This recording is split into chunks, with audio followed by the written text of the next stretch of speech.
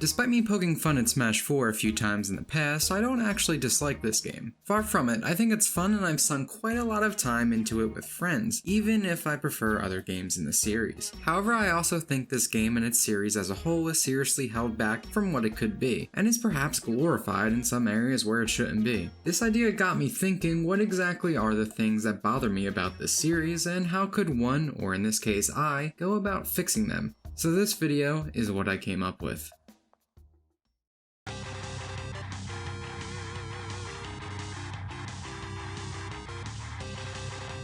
Smash over the years has created a variety of modes, but one thing I've noticed as the years go by, they feel less and less like they relate to the core gameplay, and just feel like an unnecessarily tacked on addition, or they contain the bare minimum effort put into them, compared to similar modes in other series. With the original Smash, we had a classic mode, which tasked you with fighting the roster one by one, as well as small platforming challenges, such as target test and board the platforms, for example. Melee then brought us features that advanced these types of concepts, with the likes of Adventure Mode that let us travel through iconic areas from a variety of the series represented in Smash, with battles mixed between. Event matches that tasked you with specific challenges, hindrances, and so on. But by the time we got to Brawl, I really think the series started to head backwards. Overall, I think Brawl still keeps this principle where it all relates back to the core of Smash, but I think its main mode, the Subspace Emissary, is where it falls flat. What made Adventure Mode so fun is that we were traveling through Nintendo worlds, fighting iconic enemies. The areas were rather small and it was filled with the core gameplay of Smash matches in between. However, with Subspace, we were going through a boring generic landscape with boring generic enemies for far too long at a time, with hardly any of those Smash battles in between. Subspace's only real positive, in my opinion, is the cutscenes. The gameplay is a horrible slog of a downgrade from the previous game that I wish to never play again, but watching these characters interact was really the driving force for me to move forward.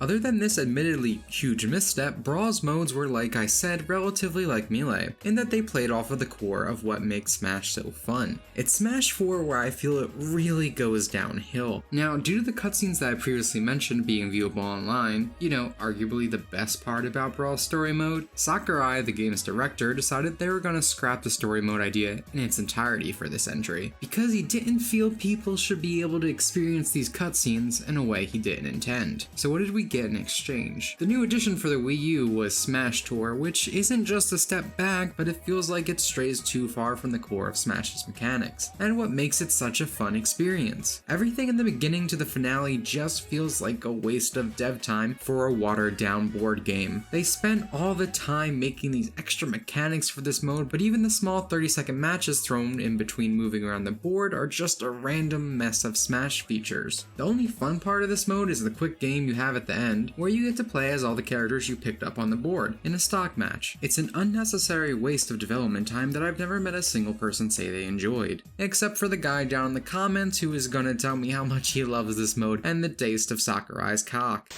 Even with Smash Run, which fixes one of my issues with Subspace by having actual enemies, it's still just a random generic area that misses the main point of City Trial, that which it's based off of. The fact that interacting and screwing over your friends was the best part. Leaving you alone really defeats the point, and I find this mode just as boring as Subspace to play through. These modes don't feel like a fun addition to the series. In my opinion, a much more fun addition would have been something in the form of Project M's All-Star Smash. It's a very simple concept that basically lets you choose a different fighter for each individual stock of a match. As you can see, it would probably take a lot less dev time to implement a mode like this, since like many other modes I mentioned, it's based around a core mechanic. So not only would it take less dev time, it would add so much more replay value to the game. With an addition of a fun mode I can see a lot of people enjoying, instead of a lot of unnecessary dev time. Again, wasted on modes that I rarely ever see people go back to. And while these modes received too much development time, others received far less than they needed. Training mode has been lacking since the original Smash, but in Smash 4 they somehow managed to make it the worst it's ever been. When you look at other fighting games, even PlayStation All-Stars, it gives you a variety of options to allow you to practice a variety of scenarios, situations, and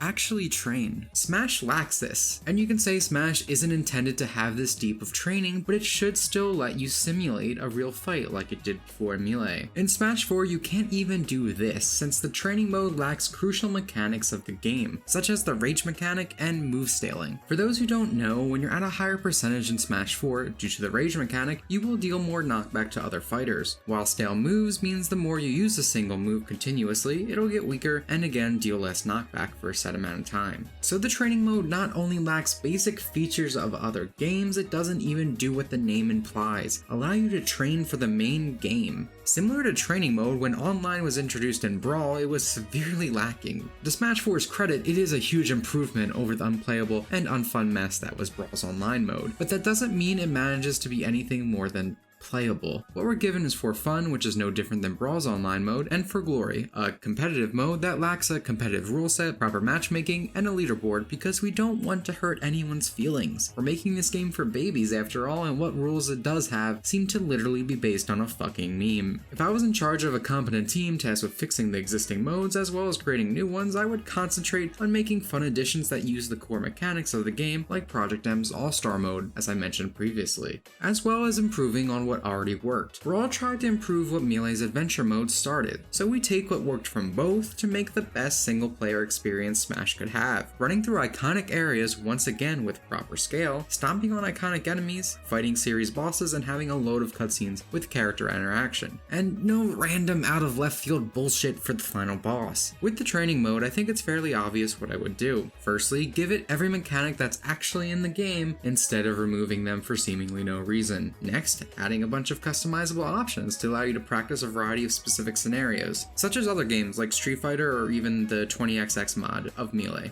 Lastly, for online, you can probably guess the things I would change. Keeping for fun is fine as is, but for glory needs a massive overhaul. The basic rules are fine other than how stages work. Having only a mega stages be allowed is atrocious, and it's something we'll be getting into later. The stage choices should come from a select list of neutral type stages, for example stuff like Battlefield, Final Destination, and the Animal Crossing stages. A variety of different layouts, but no obnoxious hazards or anything that would give too much of an advantage to certain characters. This is a problem Omega stages suffer from. The matchmaking and leaderboards would be actual systems as well, much like other games. This way you're actually fighting people around your skill level and you can see where you stand against others.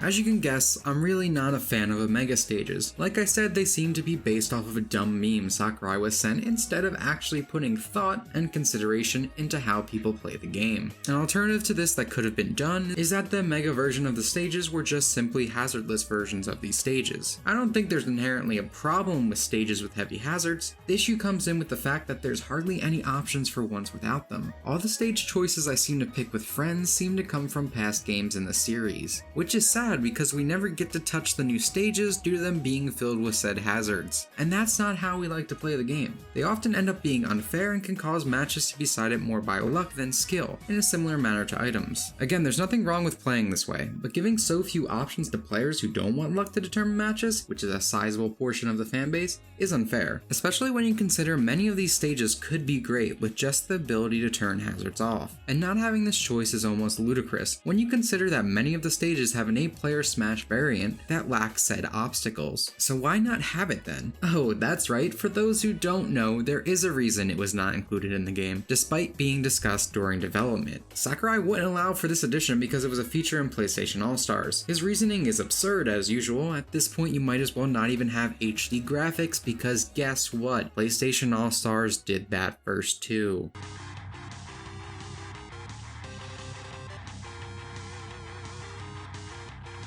As I said, a majority of the stages me and my friends play on are from Brawl. However, there is one thing about Smash 4 that makes even these stages worse than their Brawl rendition, and that is the ledge. In Smash 4, several ledge mechanics were heavily reworked. Now, I want to say that some people think Melee still has the best ledges, but in my opinion, Brawl's implementation of letting characters grab backwards and from more angles was a good addition. I think in Melee it's a bit too tricky for casual play. With Smash 4 though, they managed to make the ledge a joke. In fact, I shouldn't even be calling it a ledge. That's because in Smash 4, every character was made to have magnet hands, so you don't even have to get close. You just get in the vicinity of the ledge and bam, it's free. Then there's ledge trumping. In previous games, Smash allowed edge hogging, which means if one character was off stage, the other could grab the ledge, making the recovery much harder for the other person. This added some dynamic of play for how you should approach recovering, as well as speeding matches up, but now with ledge trumping in combination with magnet hands, a character can take the ledge from the other player at any point, as the character previously on ledge would be forced to jump off. This helped by Smash 4's cast having much better recovery options all around than previous games, means it's significantly more rare that you will ever see someone die from edge guarding, meaning matches go on much longer and Smash 4 missing out on the degree of depth added by having to think more about how to recover.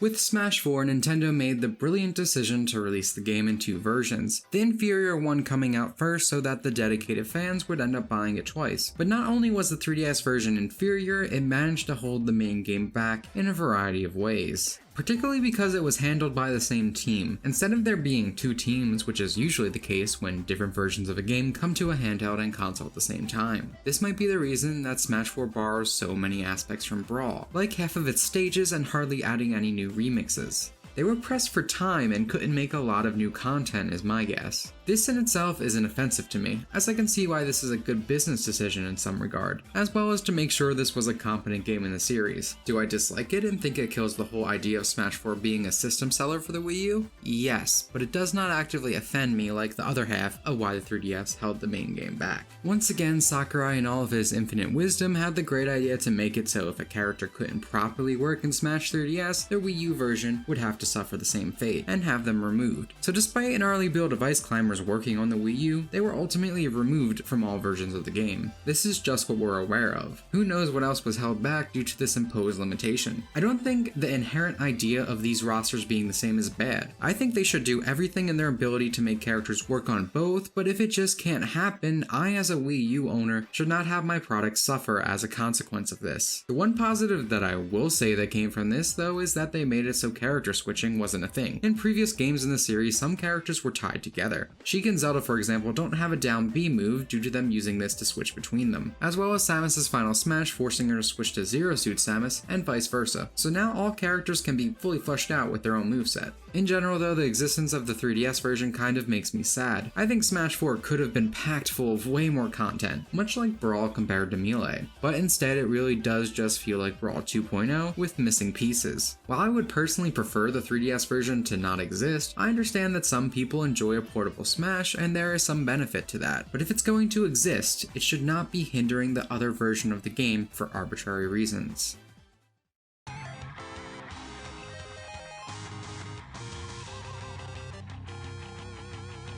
Now, most of the points I've brought up so far could be overlooked to some extent, because the thing really at the heart of every Smash game is of course the characters and how they play. Smash 4 has an incredibly massive roster of 58 characters, many of them becoming newcomers to the series, with some of them clearly deserving their slot, while other inclusions are a bit more questionable. Regardless of how you feel about Sakurai's character choices though, I think most people would agree that having such a large selection of fighters is a good thing. Whether you want to be Luigi, Samus, Roy, or the Wii Fit trainer, you'll probably find something to suit your playstyle. However, on some level, I don't entirely agree. More does not necessarily mean better, and in some cases here I believe it definitely doesn't. I'm not talking about clones like a good portion of the idiotic side of the fanbase. At the core, these are just extra additions that they could fit in at the last minute, with some slight variations. Though I do have some issues with the clones, just not with their inclusion, and that's the fact that as they come back in later games, most of them remain unchanged, despite not being that last minute addition they were last time. Now, there are those like Falco or Luigi who take on a character moveset of their own, despite the similarities to the original counterpart, but then we're still left with characters like Toon Link, or the most offensive case, Ganondorf.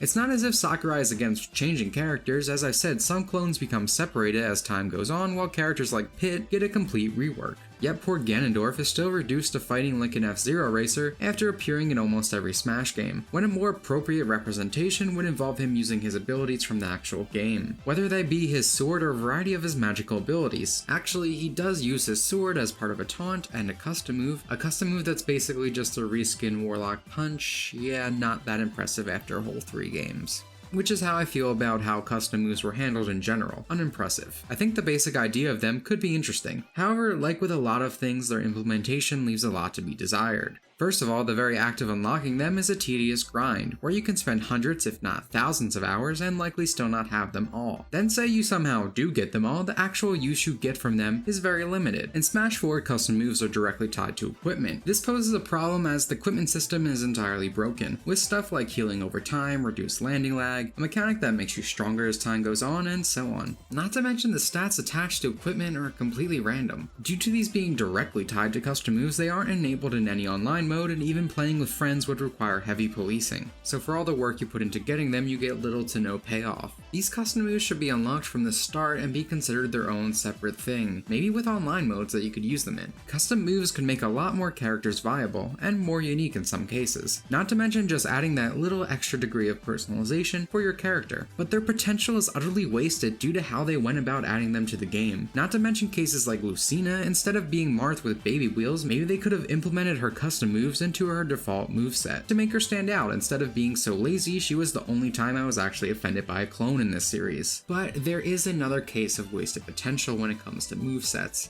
and it's a far more important one. What I'm talking about is the game's balance itself, as in how well characters perform against each other in a setting where both players are of comparable skill level. While many people have argued that Smash 4 has better balance than previous games in the series, I don't believe that's the whole truth. It is true tournaments in Smash 4 technically see a larger amount of characters placing high compared to Melee. However, that has to do with the cast size. If you consider that Melee's roster is only half as big, but you still see between 8 to 10 characters regularly making the top cut, it really is not that much more impressive, as this is the same as Smash 4. Now, one other point you can say for Smash 4 is that every once in a while you get these lower tier characters making it to top 8, up to grand finals. But a big reason for this is the lack of matchup experience for players, especially with a cast so big. Looking back to Melee, this also sometimes happens here, with characters like Yoshi or Luigi, simply because people don't know how to play against them. Now, that's not to say that either of these games are horribly unbalanced. When compared to other fighting games, they're not that much better or worse. However, Smash could be a lot better. A lot of the problems seem to have rather obvious fixes, with characters often requiring a slight reworking of their moveset, but instead the developers usually opt to simply nerf the top tiers by reducing their damage and knockback without fixing what really makes them too good. This results in reduced kill potential, and while being better than no change at all, mostly serves to just make matches last longer, without changing the tier list much at all. In a similar fashion, it seems to be quite rare of them to be able to actually make a lower tier character competitively viable. There are exceptions to this, such as Mewtwo, who went from bottom tier to high tier, but most of the time they seem to be unable to identify the actual problems a character might have and opt to just change the damage values and knockback percentages, which ultimately ends up having very little positive meaning. A lot of developers' solution to this is taking fan feedback. However, even when the director met with two of the top players of the game, that would be Mewtwo King and Zero, the first thing out of his mouth was "do not talk to me about balance," despite him lacking such an understanding that they weren't even able to make a character bad on purpose. I'm not saying this game needs to be completely reworked around competitive play. While most fighters are like this, a lot of other games manage to balance both aspects. Something like Overwatch, where they take into consideration both sides of the coin, and are very proactive in listening to these fans of both camps.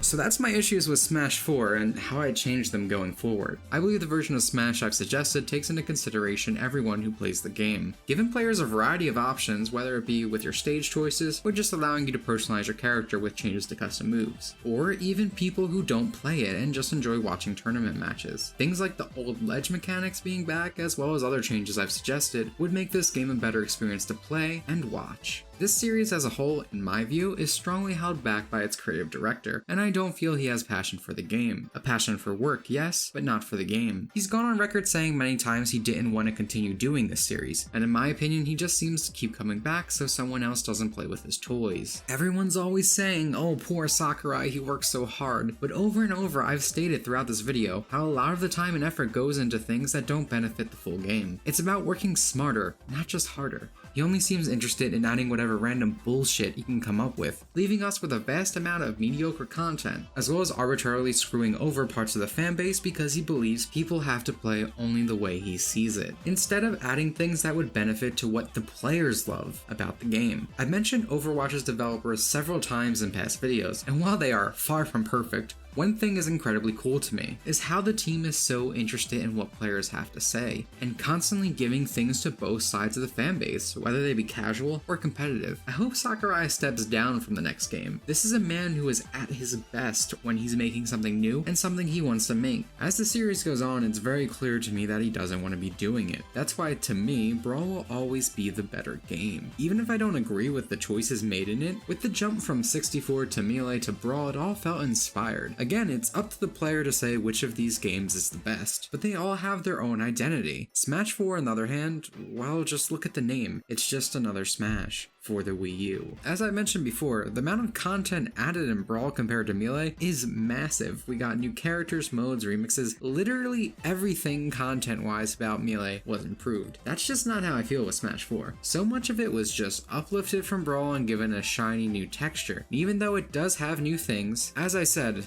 they're very lacking. In the beginning, I said I don't hate Smash 4. I do think it's easy to pop in, play with friends, and have a good time. But if I look at this objectively, I think Brawl was the better game. My fear for this series is it will continue to get worse if things stay the same, with each sequel feeling more phoned in than the last. I feel it's important to mention Sakurai is a man who has created some of my favorite games in the past, but all of these cases are from him doing something new, projects he wanted to work on, and as such he was much happier making them. But when that's not the case, we all suffer. Sakurai, the game, and the players. I want the next game in this series to have that inspiration again, instead of another soulless addition to it.